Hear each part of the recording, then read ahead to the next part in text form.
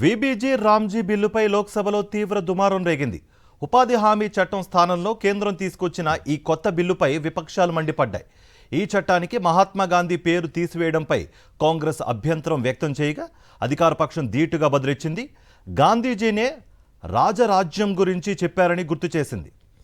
మహాత్మా గాంధీ జాతీయ ఉపాధి హామీ చట్టం స్థానంలో కొత్త ఉపాధి బిల్లు తీసుకొచ్చింది మోదీ సర్కార్.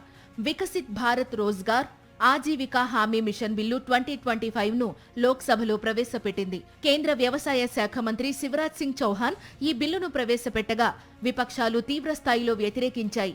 వెల్లోకి దూసుకెళ్లి ఆందోళన చేపట్టారు. అనంతరం గాంధీజీ ప్లకార్డులు ప్రదర్శిస్తూ సభ నుంచి వాకౌట్ చేశారు.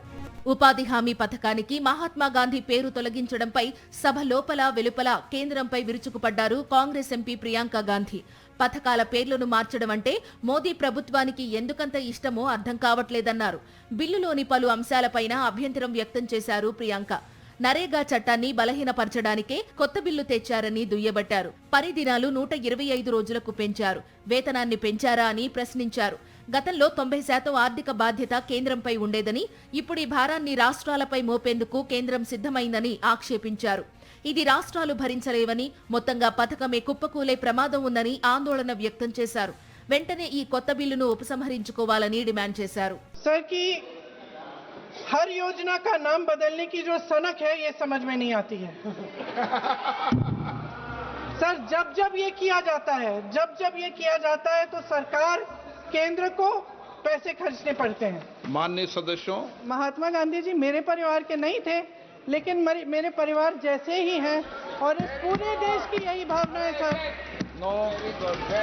सर इस पूरे देश की यही भावना है. ప్రస్తుత చట్టాలకు హిందీ పేర్లు పెట్టడంలో భాగమే ఈ కొత్త బిల్లు అంటూ డీఎంకే, తృణమూల్ కాంగ్రెస్ కేంద్రంపై మండిపడ్డాయి. బిల్లును స్థాయి సంఘానికి సిఫార్సు చేయాలని NCP SP MP Supriya Sule కోరారు. అయితే విపక్షాల అభ్యంతరాలే వీబీజీ రామ్జీ బిల్లును లోక్సభలో ప్రవేశపెట్టింది కేంద్రం. మహాత్మా గాంధీ అంటే తమకు ఎంతో గౌరవమని, ఆయన సిద్ధాంతాలను తమ ప్రభుత్వం పాటిస్తోందని స్పష్టం చేశారు కేంద్ర మంత్రి శివరాజ్ సింగ్ చౌహాన్. పేదల సంక్షేమం, ఉపాధి పెంపు కోసమే ఈ బిల్లును తీసుకొచ్చినట్లు తెలిపారు. पता नहीं क्यों जी राम जी नाम आ गया तो ये भड़क गए। महात्मा गांधी स्वयं राम राज्य की स्थापना की बात करते थे और उनके अंतिम शब्द भी हे राम थे। बापू जी का पूरा सम्मान करते हुए राम राज की स्थापना मतलब दैहिक दैविक भौतिकता का राम राज काहू नहीं व्यापा, हर गरीब को भरपूर रोजगार मिले, उसकी गरिमा को सम्मान हो, दिव्यांग, बुजुर्ग और महिला, अनुसूचित जाति जनजाति उनको और प्रोटेक्शन दिया जाए, इसके लिए ये बिल लेके आए हैं. మరోవైపు ఈ బిల్లును కాంగ్రెస్ ఎంపీ శశి థరూర్ కూడా వ్యతిరేకించారు. ఈ పథకానికి గాంధీ పేరును తొలగించడం అనైతికమన్నారు.